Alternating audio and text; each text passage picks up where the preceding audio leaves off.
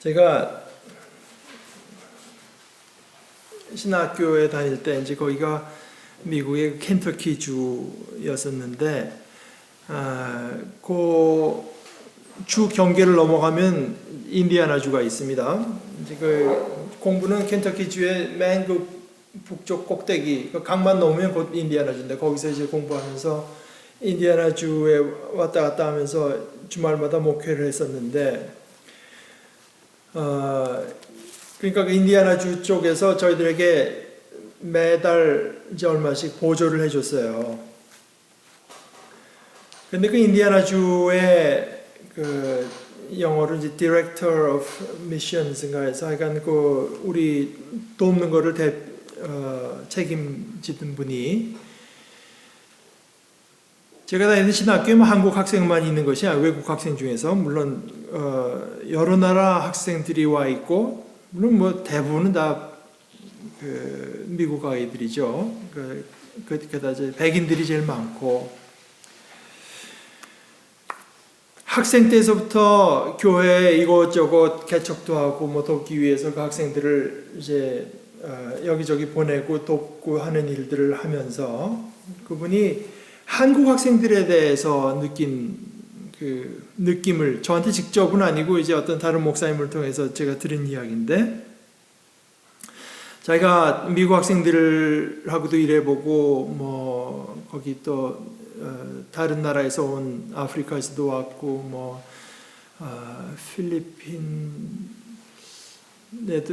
있었던 것 같은데 그건 정확히 모르겠고 하여간 여러 나라에서 온 학생들을 보게 되면은 한국 학생들만 갖고 있는 장점이 신학생 말하는 겁니다. 한국 학생들의 장점이 뭔가 하면은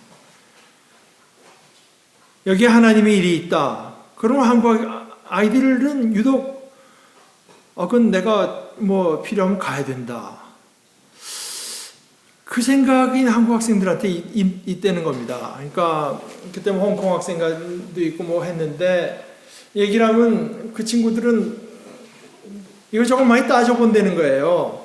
내가 거기 갈만한가 아닌가. 그런데 이 한국 학생들을 보게 되면은 거기 우리가 교회를 세워야 되겠고 또 일할 사람이 필요하다고 하면은 유독 한국 아이들은 그 어떤 부담감을 그러니까 가야 돼. 뭐 이제 그 생각이 있는 것 같다는 겁니다. 물론 우리 한국 교회가 물론 결함도 있고 잘못하는 것도 뭐 적지 않게 있겠지만 그러나 이제 그거 We are ready 또는 복음을 전할 곳이 있으면은 전하고 싶다. 내가 가야 된다 하는 것은 참 우리가 뭐 여러분들 지금 제가 얘기를 할 때 아니 그거 신학생이 당연한 거 아니야? 뭐 다들 그렇게 느꼈을 겁니다. 근데 이제 그 당연하다고 느끼는 게 그것이 한국교회의 강점입니다. 아니 그럼 뭐 주님의 일이 있다는데 그럼 신학생이 당연히 간다고 생각해야지 그럼 무슨 생각을 하느냐? 그것이 사실 하나님께서 우리에게 주신 큰 은혜 중에 하나입니다. 물론 이 복음의 일이라고 하는 것은 그 이니시어티브, 주도권은 물론 우리에게 있는 것이 아니고 있어서도 안 됩니다. 뭐 있을 수가 없고요. 복음이라는 자체가 하나님의 일방적인 사랑. 우리를 보니까 우리 인간들은 뭐 사는 게 이런 거 아니야? 뭐 우리 그래도 어느 정도 살고 있지 않나? 하는데 하나님께서 보시기엔 이게 도저히 안 되겠는 거거든요. 저렇게나 살라고 인간을 창조한 게 아니다 말입니다.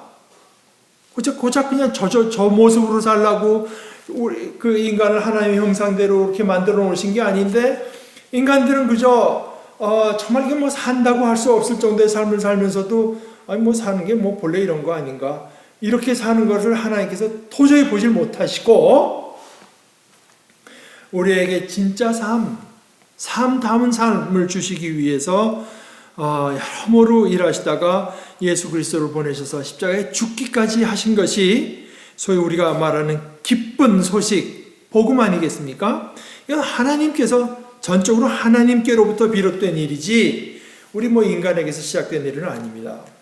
그래서 예수님께서 우리를 위해서 구원의 사역을 이루셨는데 그런데 이제는 그 소식이 하나님께서 우리에게 이런 사랑을 베풀어 주셨, 이런 은혜를 베풀어 주셨다고 하는 것이 모든 사람에게 전파가 되어서 듣는 사람마다 그리스도의 복음을 믿고 하나님의 사랑을 깨닫고 그 참 생명을 얻게 하는 것, 소위 복음 전파의 일도 우리가 성경을 자세히 살펴보게 되면 그것도 역시 하나님의 일입니다. 하나님께서 필요한 사람을 불러내시고 또 그 일을 할 수 있도록 능력도 주시고 또 오늘 말씀대로 어디로 가라고 인도도 해주세요. 오늘 말씀을 잘 이해를 하려고 하면 그 앞에 몇 절 앞에서부터 봐야 되는데 16장 6절에 이렇게 말합니다. 아시아에서 말씀을 전하는 것을 성령이 막으셨어요. 바울 일행이 터키 그쪽에 아시아에서 복음을 전하려고 하는데 성령께서 막으세요. 그 어떻게 막았는지는 구체적으로 모르죠. 뭐 환상 중에 그걸 봤는지 아니면은 하나님의 말씀을 대언한 예언자가 와서 그 뜻을 전했는지 아니면 뭘 하려는 일마다 뭐 일이 자꾸 막히든지 어찌됐건 성령께서 막으시기 때문에 바울 사도가 이제 그 일행이 어떻게 갔는가 하면은 서쪽으로 계속 갑니다. 서쪽으로 가서 처음에 되게 우리 짐작으로는 그 당시 제일 큰 도시가 여러분 그 지도에 보면 터키가 이렇게 삐져나왔는데 그 바닷가에 에베소가 가장 큰 도시였는데 그쪽으로 갈 생각이었던 것 같아요. 근데 그 소아시아 쪽에 사는 걸 하나님께서 막으시기 때문에 가다가 이건 아니로구나 해서 다시 북쪽으로 갑니다. 북쪽으로 가서 무시아라고 하는 무시아에 가까이 이르러서 이제는 저 위쪽으로 틀어서 그 흑해 밑에 비티니아 쪽으로 이제 가려고 했는데 이번에는 예수의 영이 그것을 허락하지 않으셨다. 뭐 어떻게 허락하지 않았는지 모르지만 허락하지 않으셨어요. 그러니까 어디까지나 전적인 주도권이 성령, 주님의 영에 있는 겁니다. 허락하지 않으니까 무시아라는 데 가까이서 북쪽으로 하다 허락하지 않으니까 할 수 없이 이제 무시아를 통과해서 가는데 드로아라고 하는 데까지 갔습니다. 이 길이 한 300km 정도 됩니다. 300km. 특별히 뭐 중간에 교회를 세우는 것도 아니고 뭐 특별히 많은 열매를 맺지 못하는 채로 그 일행이 300km로 갔으니 이게 뭐 하루 이틀 간 것이 아니지 않겠어요. 그러나 하나님의 명령, 하나님의 지시를 받지 못했기 때문에 그냥 갑니다. 그냥 가요. 드로아에 갔는데 여기서 밤에 바울에게 어떤 환상이 나타나는데 이 드로아는 그 터키 이렇게 반도의 그 북서쪽, 맨 북서쪽 끝에 항구인데 거기 그 에게해 바다를 건너뛰고 그 앞에가 소위 이제 마케도니아입니다. 마케도니아. 그 마케도니아 지역에서 어떤 남자 하나가 바울 앞에 서서 마케도니아로 건너와서 우리를 도와주십시오 하고 간청하는 환상을 보고 바울이 이걸 일행이랑 나누니까 그 이제 10절에서부터 사도행전의 그 독특한 것이 그 환상을 바울이 본 뒤에 우리라는 말이 여기 처음 나옵니다. 그러니까 이것도 정확히 몰라요. 이게 아마 우리가 교회 전통상 사도행전하고 누가복음은 누가가 썼다고 생각하는데 아마 여기 왜 갑자기 바울은 그들은 하다가 왜 갑자기 여기서도 우리라고 부르는가 하는 걸 아무도 모르지만 그래서 저희 상식적으로 생각하기로는 아마 누가가 이때 합류해가지고 이때서부터 이제 같이 한 거라고 이제 보는 겁니다. 그래서 그 환상을 바울이 본 뒤에 우리는 곧 마케도니아로 건너가려고 했어요. 우리는 그 모든 것들을 다 이제 여태까지 막던 일, 또 이제 마케도니아에서 본 환상, 이 모든 것들을 다 종합해서 볼 때 내린 결론이 하나님께서 이제 그 마케도니아 지역으로 가서 그 사람들에게 복음을 전하라고 우리를 부르신 것이라고 결론을 내렸기 때문에 이제 뭐 더 이상 망설일 것 없이 건너갑니다. 그래서 드로아에서 배를 떠나서 사모드라게로 가서 직행했다고 하는 말은 직행도 할 뿐더러 아마 배가 굉장히 순풍을 만났던 것 같아요. 가서 그 이튿날 네아폴리로 가서 네아폴리에서 한 10마일, 한 15km, 20km 떨어진데 거기에 이제 그 빌립보라는 도시에 이르릅니다. 빌립보는 마케도니아 지방에서 제일 잘 나가는 도시. 우리가 빌립보에서 공부할 때 얘기를 하지만 그 로마의 퇴역 군인들, 공을 세운 군인들을 그쪽에다가 살게 해줬습니다. 그러니까 로마의 식민지예요. 로마는 저기 떨어져 있지만 거기는 로마 사람들이 보기에는 자기들만 문화인이고 저기는 다 야만인들 사는 데다가 빌립보라고 하는 도시를 특별히 그 자기들의 어떤 그 굉장한 자부심을 가진 군인들로 둬서 굉장히 특권을 줬던 것 같아요.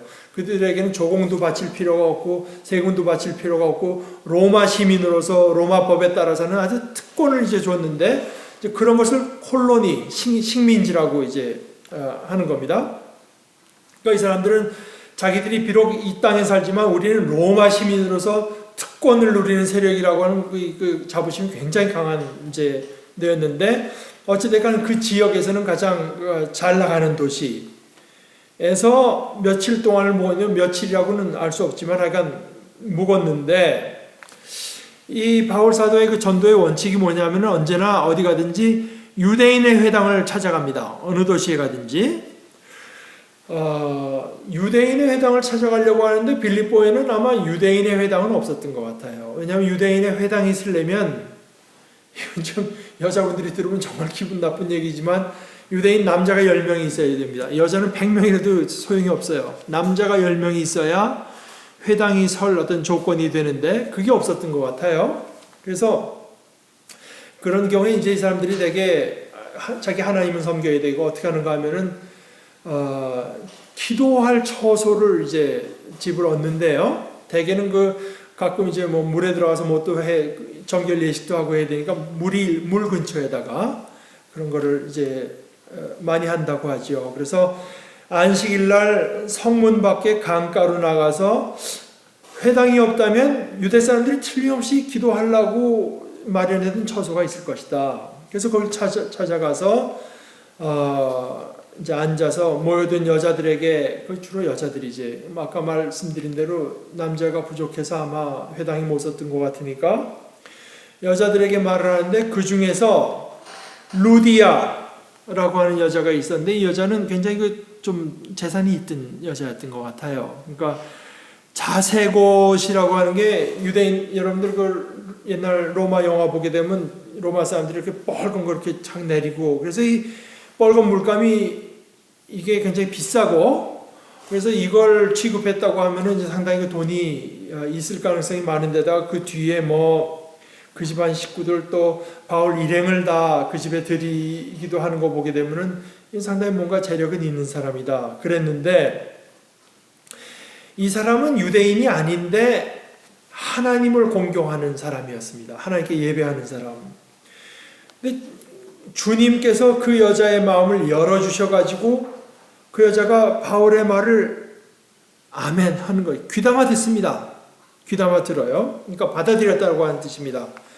그러고 나서 그 여자가 자기뿐만 아니라 자기 집에 있던 온 식구들과 함께 세례를 받고 나서 저를 신실한 사람, 주님의 신도로 여기시면 우리 집에 오셔서 묵으십시오 하고 간청해서 막 우리를 그냥 자기들이 뭐 좀 저항을 했던 것 같아요. 그런데 뭐 강권해가지고 자기 집으로 데리고 갔다 하는 데가 이제 오늘 이야기입니다.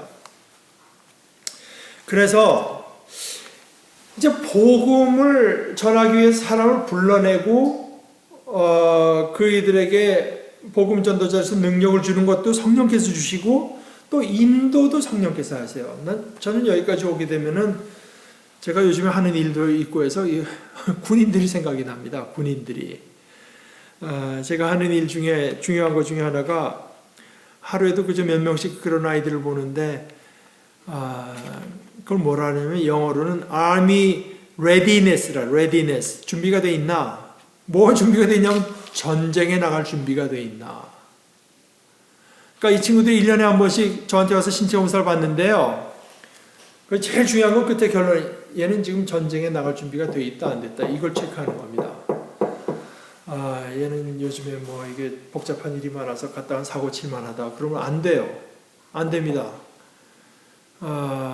어떤 친구 그런 애 있었어요. 뭐 심약해가지고 뭐 그 정신과 약을 여러 개를 먹어야 돼요. 안 먹으면 도저히 견디질 못해요. 그래서 그런 사람은 어떻게 되냐면 정신과 의사한테 보내서 뭐 봐가지고 얘는 도저히 안 되겠다 싶으면은 그 모임으로 모여가지고 제대시킵니다. 그러니까 이 친구 그러대요. 자기는 전쟁에 나갈 수 없다. 그러니까 나는 쓸모없다. I'm useless. 난 아니 군인이 전쟁에 못 나오면 그게 무슨 쓸모가 있느냐?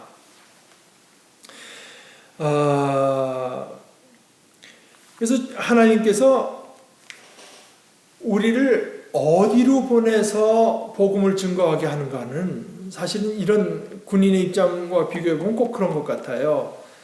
우리가 지금 어디에 가서 전쟁을 일으키느냐? 아니면은 군인을 어디에 배치해서 예를 들어서 인천 상륙작전에다가 이 군대를 보낼 건지 저쪽에서 낙동강에서 북한군이 오는 걸 막는 데 보낼 건지 하는 거는 지휘부에서 결정할 이야기지, 군인은 그거랑 상관없고 그냥 가려면 가는 거죠. 가서 그냥 싸우다가 죽으면 죽을 망정 가는 거지. 아이고 낙동강 가서 하는데 아니 거기야 뭐 맨날 그저 뭐 형편없는 오는데 저는 인천에 가서 그저 명령은 그렇지만 나는 인천에 가서 그냥 한번 싸워야 되겠다. 이런 건 군인으로서는 도저히 상상할 수 없는 이야기죠. 성령께서 하나님께서 우리 예수 믿는 사람들을 어디다 보내서 어느 곳에 이제 그 복음을 전파하게 하는가 하는 것은 전적으로 하나님의 어젠다, 하나님의 계획에 달려 있는 것이지 우리의 손에 달려 있는 것은 아니에요. 우리의 결정에 달려 있는 것은 아닙니다. 이게 참 많은 경우에 교회에서 그러니까 누구라도 좀 뭔가 중요한 자리에 가서 일하고 싶겠죠. 그러나 그렇게 생각하면 안 됩니다. 어디가 중요한 자인지 우리는 알 수 없습니다. 하나님께서 우리를 어디로 보내건 간에 가서 너는 그저 좀 이렇게 말해서 미안합니다만은 테레사 수녀가 그 대표적인 경우 아니었습니까? 죽어가는 사람들을 돌보아주는 일을 해라.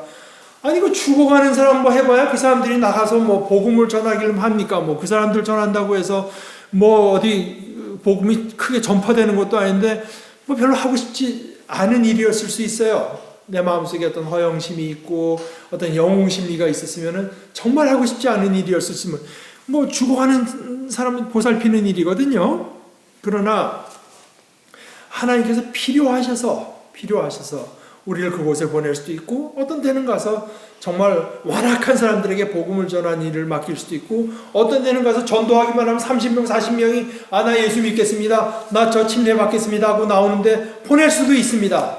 그것은 전적으로 하나님의 손에 있고 성령의 인도하심이 있는 거지 우리가 관여할 이야기가 아닙니다. 사실 여기는 굉장히 중요한 자리예요. 왜 중요한가 하면은 아시아에서 복음을 전하지 않고 이제는 바울 일행을 유럽으로, 마케도니아 유럽이거든요. 유럽으로 가서 유럽에 복음이 전파되도록 결정한 것이 하나님께서 내리신 결정이고, 여러분 이것이 얼마나 큰 일을 이뤄냈는지는 여러분 아마 짐작하기 이 세상에 아무도 모를 겁니다. 유럽의 복음이 전파됨으로 인해서 유럽에 얼마나 거대한 변화가 일어났는지, 기독교 지역으로 해서 유럽이 아닌 것은 상상할 수가 없지 않겠습니까? 복음 전파로 인해서 유럽에 얼마나 거대한 변화가 일어났으며 그게 유럽에 국한되지 않고 그건 꼭 결국 전 세계에 얼마나 엄청난 변화를 가져왔는지는 누구라도 정확히 알 수 없을 정도로 엄청난 변화가 생겼고, 사실은 그 밤에 환상을 받아서 그 다음날 일행 서너 명이 배를 타고 건너간 것으로 이 일이 시작된 건데요. 이 일은 그렇게 엄청난 일을 묘사하고 있는 것이지만 그러나 이렇게 중차대한 변화를 실상 배를 타고 가는 서너 명은 전혀 알지 못할 뿐 아니라 관심도 없습니다. 거기가 중요한 데입니다. 마케도니아 사람이 밤에 와서 보여주는 환상을 보고 이들이 드디어 하나님께서 이제 유럽으로 이제 복음을 우리가 그 최첨단에 섰구나. 이제 유럽에 해서 이 유럽을 어떻게 하게 되면 그 다음에는 복음이 어떻게 되고, 이런 생각, 그것은 하나님의 손에 있는 것이지 이 복음 전도자의 손에 있는 것은 아닙니다. 그들은 그저 마케도니아에 가서 복음을 전하라고 하는 거로구나, 이렇게 받아들인 거예요. 거기가 중요한 데입니다. 부지중에 자기들은 알지 못하는 사이에 하나님께서 주신 일에 단순히 순종했을 때 그것을 얼마나 큰 일을 이뤄내는 것은 하나님께서 하시는 것이지 성령의 일이지 우리의 일은 아닙니다. 그런데 그러면 우리의 일은 없나? 우리는 그저 한가롭게 늘 지내고 있으면 되는가? 그건 아닙니다. 우리에게 주어진 일이 있습니다. 아까 말씀드린 대로 army readiness, 준비되어 있어야 돼요. 준비되어 있어야 됩니다. 스스로 준비하면서 기도하면서 기다려야 돼요. 뭘 기다리는가? 명령이 떨어지기를 기도해야 되죠. 하나님의 인도하심이 우리에게 다가오기를 기도해야 되죠. 우리 제 신학교 처음 가니까 이제 각자의 어떤 경건의 훈련을 하는 걸 영어로는 영적 포메이션이라고 하대요. spiritual formation. 근데 제가 요즘도 그 말을 자주 듣습니다. 군대에서. 아침에 이 친구들이 일어나자마자 뭐 뛰고 어쩌고 뭐 하는데 이걸 다 포메이션이라고 부르더라고. 포메이션. 하나의 개인 군인으로서 준비가 되어 있어야 됩니다. 여기 한 두 가지 어떤 pitfall이라고 할까, 어떤 유혹이 있을 수 있는데, 하나는 이거 군인으로서 말입니다. 내가 혹시 뭐 이렇게 좀 잘 지내고 있는데 이러다 갑자기 전쟁터, 나 정말 아주 후진데 원치 않는 대로 보내질까 하고 이제 꺼리는 마음, 이것도 피할 줄 알아야 되고, 군인이라고 한다면. 또 하나는 뭐냐? 제가 본 사명 중에 백인 아이가 하나 생각나는데 걔 그래요. 어느 날 저한테 왔어요. 그래서 왜 그러냐? 자기가 마음이 안 좋아서. 그래서 얘기 들어보니까 뭐냐면은 자기가 군대 올 때 이렇게 병원에서나 일하려고 온 게 아니다 이거야. 저기 나와서 애니미하고 좀 싸우려고 왔는데 이게 맨날 자기 이런 거 하러 온 게 아니라고.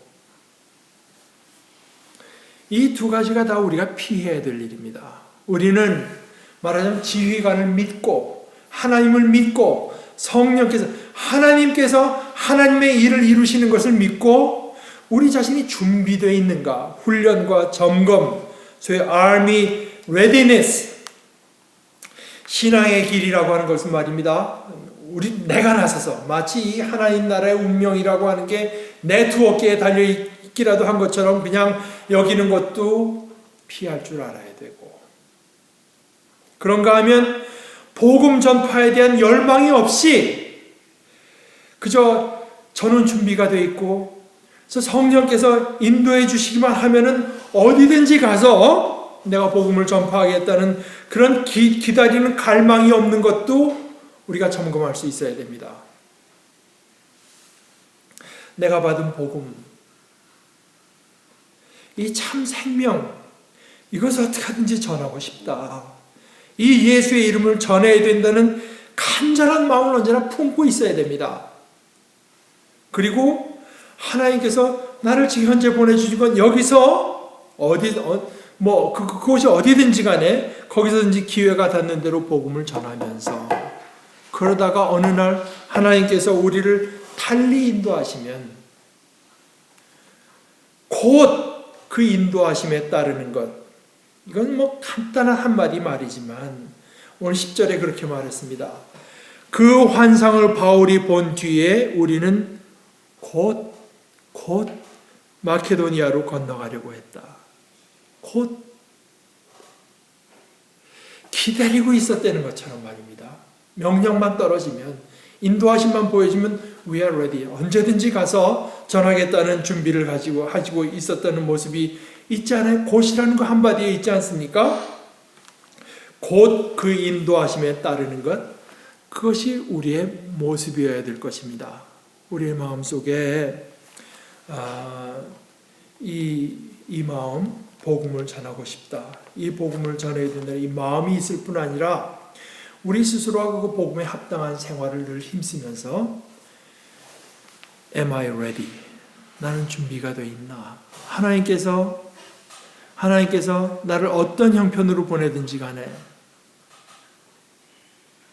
이것은 사실은 복음 전도의 일뿐만 아니라 제가 벌써 이거 몇 주째 자꾸 저 역시 이제 거기에 뭔가 마음이 사로잡혀 자꾸 드리는 말씀이지만, 복음을 전하라고 너 뭐 어디 남산원에 가라, 뭐 미국에 가라, 미국 무대 가라, 뭐 어디 가라 하는 것뿐만 아니라 이것이 어떤 때는 암 선고 같은 걸로 올 수도 있습니다. 이것이 어떤 때는 원치 않는 것 같은 삶의 방향으로 올 수도 있어요. 그럴 때 우리가 준비가 돼 있나? 그쪽으로 보내시면 곧 거기에 맞는 삶의 태도를 우리가 취할 준비는 되어 있는가? 우리의 마음속에 이 복음의 기쁨이 늘 사로잡혀 있는 것을 확인하는 삶을 늘 힘썼으면 좋겠습니다.